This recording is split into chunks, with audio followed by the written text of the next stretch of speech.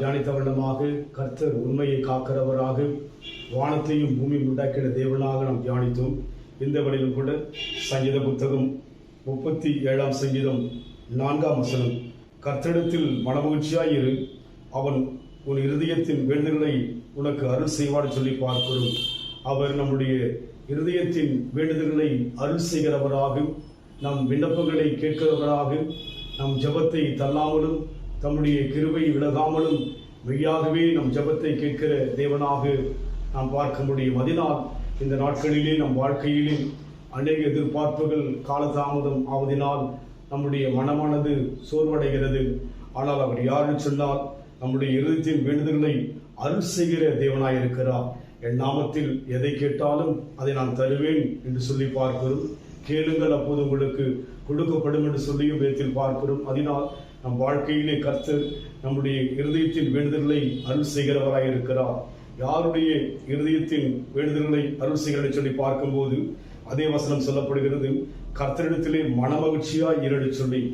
ஆலயத்துக்கு போவதிலே மனமகிழ்ச்சியாய் இருக்க வேண்டும், ஆராதனை செய்வதிலே மனமகிழ்ச்சியாக இருக்க வேண்டும், துதிப்பதிலே மனமகிழ்ச்சியாக இருக்க வேண்டும், தேவனுடைய அநேக காலத்தில் ஈடுபாடு கொள்ளும்படியாய் மனமகிழ்ச்சியாக இருக்க வேண்டும். தேவன் நம்முடைய மனதை பார்க்கிறவராக, இருதயத்தை பார்க்கிறவராக இருக்கிறபடினாலே நம்முடைய மனமானது மகிழ்ச்சியோடு இருந்து தேவ சமூகத்தில் எதை செய்தாலும் அதை கர்த்தர் அங்கீகரிக்கிறவராக, நம்முடைய வேண்டுதலுக்கு கர்த்தர் பதில் கொடுக்கிறவராக இருக்கிறார். அதனால் நம் வாழ்க்கையிலே அந்த மனமகிழ்ச்சி அவசியமாய் இருக்கிறது. நிச்சயமாகவே ஏதோ கட்டாயத்துக்காகவோ நம்முடைய ஒரு வழக்கத்தின் பழக்கத்துக்காக அல்ல, மனமகிழ்ச்சியோடு கூட தேவ காரியங்களை செய்யும் போது தேவனம் வாழ்க்கையிலே நம்முடைய இதயத்தின் வேண்டுதலை கேட்டு நம்முடைய தேவைகளை இன்றைக்கும் கொடுக்க அவர் ஜீவனுள்ளவராய் இருக்கிறார்.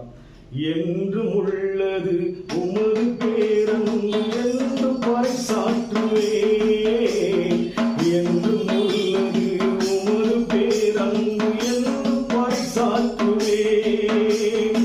உந்த வேளையில் நோக்கி கூப்பிட்டேன், துணையாய் வந்தீரையா. உந்த வேளையில் நோக்கி கூப்பிட்டேன், துணையாய் வந்தீரையா.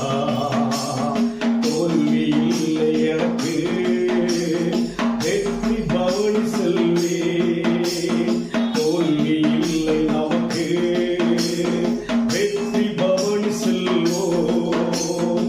ஆண்டவர் படைத்த வெற்றியின் நாளிது என்று அகமகிழ்வோம், ஆர்ப்பரிப்போம், அல்லேலூயா பாடுவோம் என்று அகமகிழ்வோம், அக்களிப்போம், அல்லேலூயா பாடுவோம்.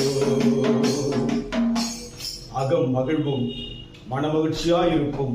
நம்முடைய இருதயத்தின் வேண்டுதலை தேவன் அருள் செய்கிற தேவனாக இன்றைக்கும் ஜீவனுள்ளவராய் இருப்பதற்காக நன்றி செலுத்துகிறோம்.